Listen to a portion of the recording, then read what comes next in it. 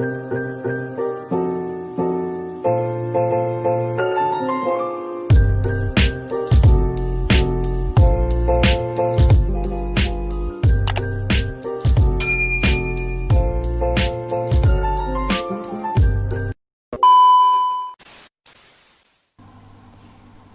assalamualaikum. Berjumpa lagi di channel YouTube Suryani Melasari. Kali ini aku mau menjelaskan materi tentang ukuran penyebaran data. Dalam ukuran penyebaran data, yang pertama itu ada kuartil, yang kedua itu ada desil, dan yang ketiga itu ada persentil. Oke, kita bahas satu persatu ya. Kita mulai dari kuartil terlebih dahulu.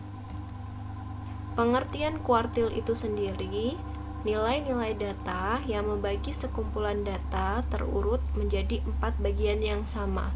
Jadi, kuartil itu artinya membagi 4 bagian yang sama, kurang lebih seperti itu.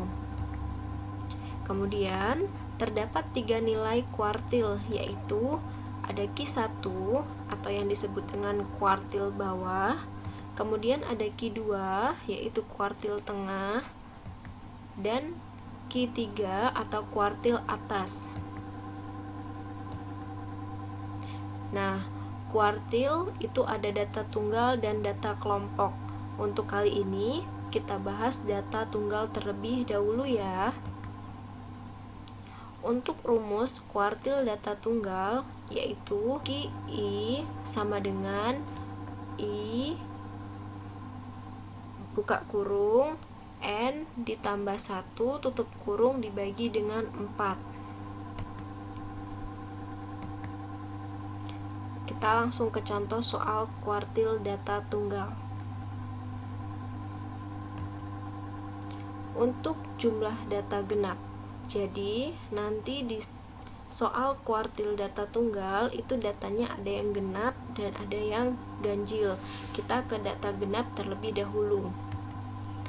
Misalnya saya punya data yaitu 10, 9, 10, 6, 8, 6, 7, 9, 7, 6, 9, 8. Jumlah data yang sudah saya sebutkan tadi itu ada 12. Artinya data itu merupakan data genap karena 12 itu bilangan genap ya. Berikutnya, data diurutkan dari terkecil ke besar. Karena data yang kita punya awal tadi itu masih berantakan. Ada yang lebih besar, kemudian kecil, besar lagi, kecil lagi. Nah, langkah kita selanjutnya, kita harus mengurutkan terlebih dahulu dari yang terkecil ke nilai yang paling besar. Setelah kita urutkan, kita dapat seperti ini datanya. Oke, masih ingat kan rumus kuartil untuk data tunggal? Apa rumusnya? Yaitu QI sama dengan I buka kurung N ditambah 1 tutup kurung dibagi dengan 4. Kita langsung cari QI-nya. QI kita ganti dengan Q1 atau nama lainnya tadi adalah kuartil bawah. Jadi si nilai I ini kita ganti dengan 1. Jadi 1 buka kurung N itu merupakan jumlah data. Data yang kita punya tadi ini ya, ada 12 buah ya. Jadi 12 ditambah 1. Dari mana 1? 1 itu sudah dari rumus ya. Kemudian dibagi dengan 4 sama dengan 1. Ini merupakan tanda kali ya. Cuman tidak dibuat kali atau titik.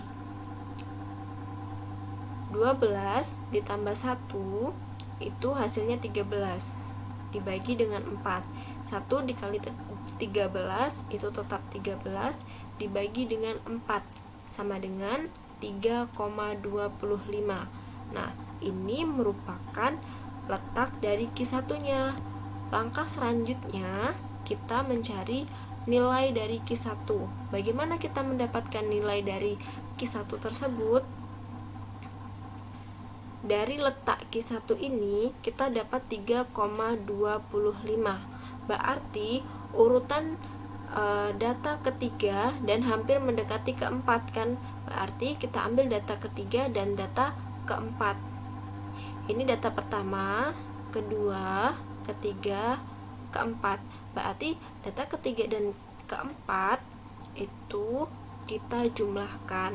Jadi 6 ditambah dengan 7 dibagi dengan 2. Kenapa dibagi dengan 2 bukan dengan 4? Karena data yang kita sudah dapatkan dari Q1 tadi letaknya kita sudah tahu di 3,25. Berarti antara data ketiga dan data keempat bukan? Otomatis kita harus membagi secara adil. Maka dua bilangan tersebut kita bagi dengan 2. 6 ditambah dengan 7 sama dengan 13 dibagi 2 sama dengan 6,5. Jadi nilai dari Q1 nya yang kita dapatkan itu adalah 6,5. Setelah kita mencari Q1, selanjutnya kita cari Q2, yaitu kuartil tengah. Caranya sama seperti mencari kuartil 1. Hanya saja bagian I pada rumus itu kita ganti dengan angka 2. Berarti di sini juga 2 karena di sini I kita ganti dengan 2. Kemudian nilai N kita ganti dengan 12. Masih ingat kan? Masih ingat kan nilai 12 itu dari mana? Nilai N ini dari jumlah data yang kita punyai. Ditambah dengan 1. 1 itu dari rumus ya. Kemudian kita bagi dengan 4. Sama dengan 2. Ini tanda kali ya. Kita dahulukan operasi yang dalam kurung. Jadi 12 ditambah 1 itu 13. Setelah itu kita bagi dengan 4.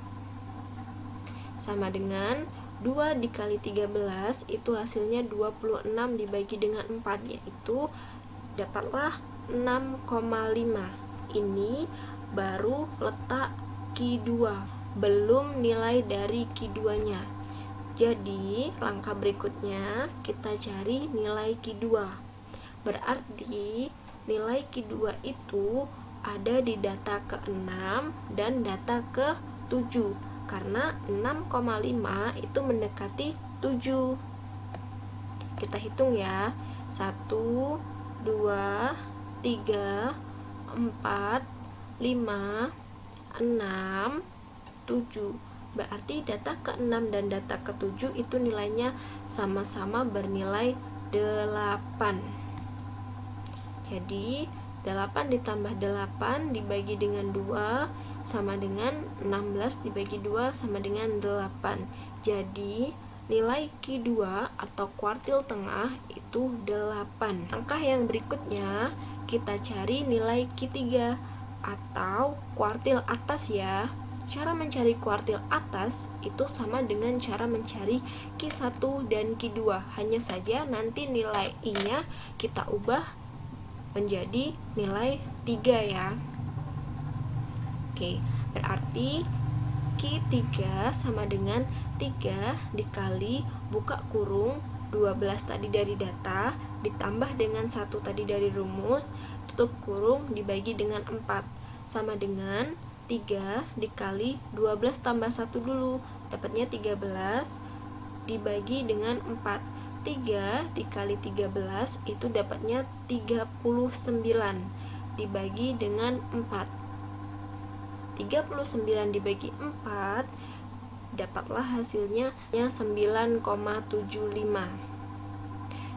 Ingat ya, 9,75 ini merupakan letak dari Q3, bukan nilai dari kuartil atau Q3 nya. Jadi langkah berikutnya kita cari nilai Q3 seperti nilai Q2 dan Q1 ya. Berarti 9,75 kita datanya ambil dari data ke-9 dan data ke-10. Kita hitung ya. 1, 2, 3, 4, 5, 6, 7, 8, 9, 10. Data ke-9 dan ke-10 itu bernilai 9, sehingga nilai Q3-nya 9 ditambah 9 dibagi dengan 2. 9 tambah 9 dapat 18, dibagi dengan 2 dapatnya 9. Berarti nilai Q3-nya itu bernilai 9. Oke, sampai di sini kita sudah mencari nilai Q1, Q2, dan Q3-nya. Q1 kita mendapatkan 6,5, Q2-nya dapat 8, dan Q3-nya kita dapat 9. Sampai di sini kalian paham? Semoga video ini bisa membantu pembelajaran kalian secara daring ya. Terima kasih.